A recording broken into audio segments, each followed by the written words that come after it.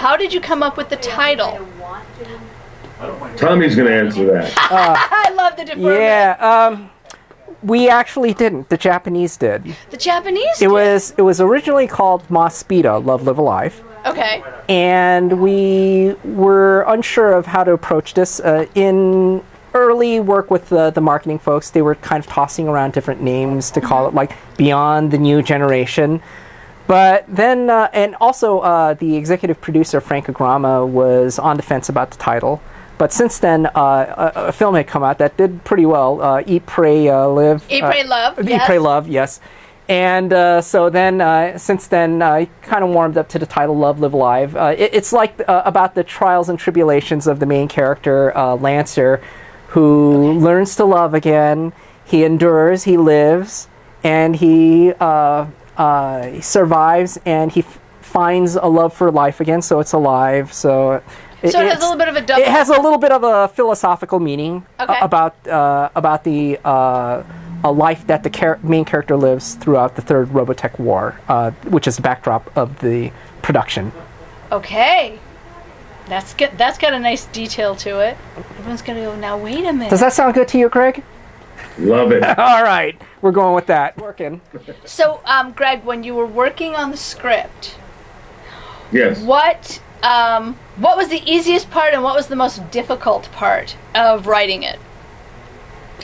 The easiest part is actually what most writers do, which is just coming up with ideas and dialogue. The more difficult part is what most people don't do, and that is writing sync dialogue for what has already been animated.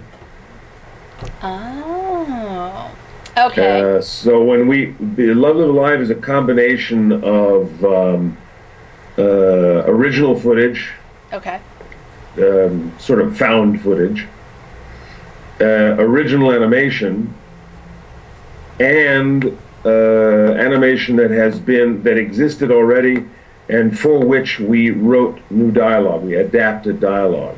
So you took older footage that had been around for how many years, or fairly recent, as well as current stuff? The original footage, the found footage, is of the era of the original RoboTech. Okay. So it's got a few years on it. Yeah, I was going to say. So when you put everything together, now I don't know if you'd be able to answer this, Greg, but when everything was put together, how did you make sure that that it flowed, how the film looked? Well, that's our job. Well, no, I know that. I mean, was there anything special you did, or was it super labor intensive, or because you knew you were doing this, you'd been working on techniques ahead of time? Well, if you're talking about visually flowing, that's the animator's job. Okay, so you guys had nothing to do with that whatsoever? No suggestions or anything? Actually, to some extent, yes. There was the editorial process. Right. The animators, the original Japanese version had a Japanese version of the story to tell. When Greg worked on the script, there was a lot of music video flashbacks, so it was visually interesting, but it was somewhat light on story. What Greg had done is he had written he had edited a lot of the dialogue from the original series, put it all together. Okay.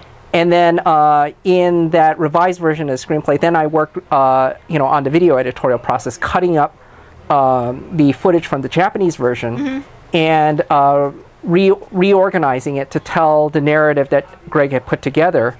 And then for all the sequences that needed new dialogue, Greg would write out the new dialogue and direct the actors for those sequences to fill out the movie, so it was one cohesive narrative. Okay, that makes a lot of sense.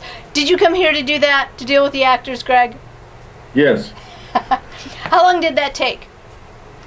Actually, not that long, because they were sort of bridge pieces, so it was only a few days actual studio time.